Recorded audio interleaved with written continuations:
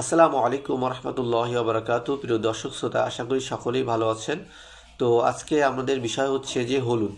হলুদ আমরা কেন খাবো বা কাদের জন্য খাওয়া উচিত বা কাদের জন্য খাওয়া উচিত না, এই বিষয় নিয়ে একটু আলোচনা করব। এবং হলুদ খেলে কি কি উপকার পেতে পারি মূলত, বা কি ক্ষতি হবে, এই বিষয় নিয়ে আলোচনা করা হবে ইনশাআল্লাহ। তো এক নম্বর হচ্ছে যে হলুদ আমাদের বাংলাদেশের মানুষ খেয়ে থাকে, যেটা মশলা হিসেবে গ্রহণ করে থাকে। হলুদের যে উপকার, তার প্রধান এবং প্রথম উপকার হচ্ছে যে সে মানবদেহের টেম্পারেচারকে উষ্ণ এবং শুষ্ক বা উষ্ণ এবং আর্দ্র প্রকৃতির করে থাকে। কারো কারো মতে উষ্ণ আর্দ্র, কারো কারো মতে উষ্ণ শুষ্ক করে থাকবে। তবে অধিকাংশ যারা ইউনানি ফিজিশিয়ান আছে তারা বলে থাকে যে ওইটা উষ্ণ শুষ্ক প্রকৃতির টেম্পারেচারে আছে। তো এই হলুদ আমাদের এক নম্বর বিলিরুবিনের মাত্রা বাড়িয়ে দেবে, এবং দ্বিতীয় নম্বর হচ্ছে যে আমাদের দেহে যে ডিটক্সিন করার জন্য যে মূল ভূমিকা সেটা পালন করে। এবং আমাদের দেহে যে ফাঙ্গাস হয়, আমাদের দেহের স্কিনে যে একনি হয়, কিংবা আমাদের দেহের স্কিনে যে সোরিয়াসিস হয়, এ সকল ক্ষেত্রেও কিন্তু এই হলুদটা খুবই ভালো কাজ করে।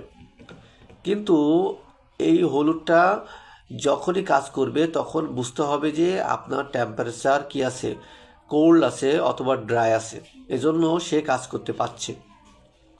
তো আমাদের অবশ্যই টেম্পারেচারই খেয়াল রাখতে হবে যে আমাদের টেম্পারেচার কোন টেম্পারেচার আছে। যদি আপনার শরীরে বিলোবিনের মাত্রা বেশি থাকে তাহলে অবশ্যই হলুদ অ্যাভয়েড করতে হবে। এবং অনেকে বাজারে দেখা যায় হলুদের সিরাপ বা হলুদের পাউডার ক্যাপসুল এই ধরনের পাওয়া যায়। এগুলো কোনো ইউনানি ফিজিশিয়ানের পরামর্শ ছাড়া কেউ এই হলুদের সিরাপ বা ক্যাপসুল কোনো কিছুই গ্রহণ করবেন না, কারণ এতে বরং আরও ক্ষতি হতে পারে। অনেকে বলে যে হলুদের চা খেলে হার্টের শক্তি বাড়ে, কিংবা স্কিন সুন্দর হয়, কিংবা অনেকে বলছে যে স্টোমাক অনেক ভালো হয় বা স্টোমাক অনেক স্ট্রং হয়। এ সকল ধারণা একেবারেই ভুল। কারণ হলুদ সেই ক্ষেত্রে কাজ করবে যাদের স্টোমাক ঠান্ডা, বা যাদের স্কিন ঠান্ডা, বা যাদের টেম্পারেচার ঠান্ডা, তাদের ক্ষেত্রে খুবই ভালো কাজ করবে। উষ্ণ প্রকৃতির টেম্পারেচারদেরকে অবশ্যই খাওয়া উচিত না, এবং শীতল প্রকৃতির বা ঠান্ডা প্রকৃতি তাদেরকে অবশ্যই দেওয়া উচিত।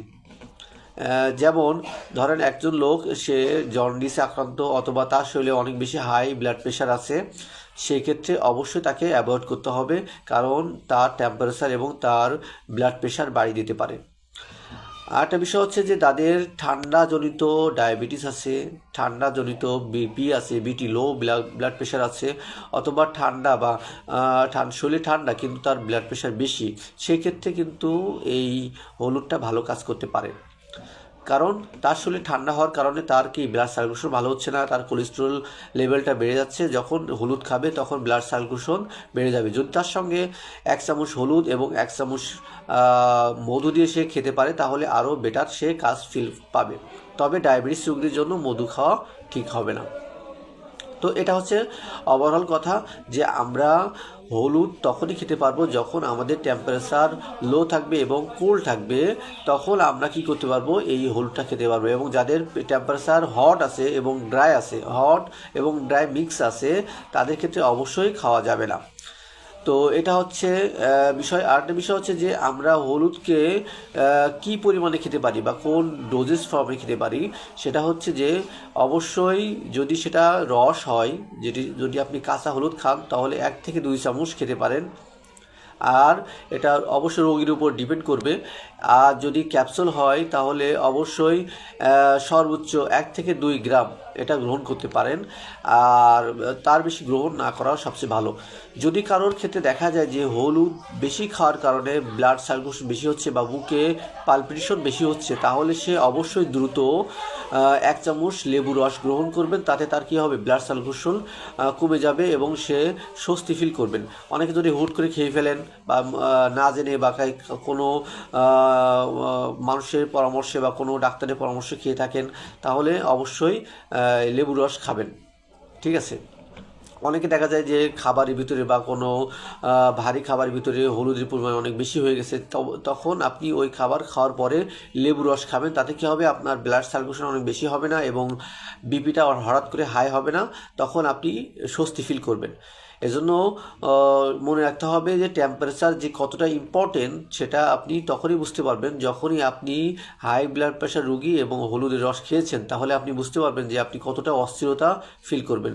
এজন্য সবসময় বলে থাকি যে টেম্পারেচার যদি সঠিক থাকে তাহলে আপনার অনেক ধরনের উপকারিতা পাবেন, আর টেম্পারেচার যদি ভুল হয় তাহলে আপনি অনেক ধরনের ক্ষতিকর দিক পেতে পারেন।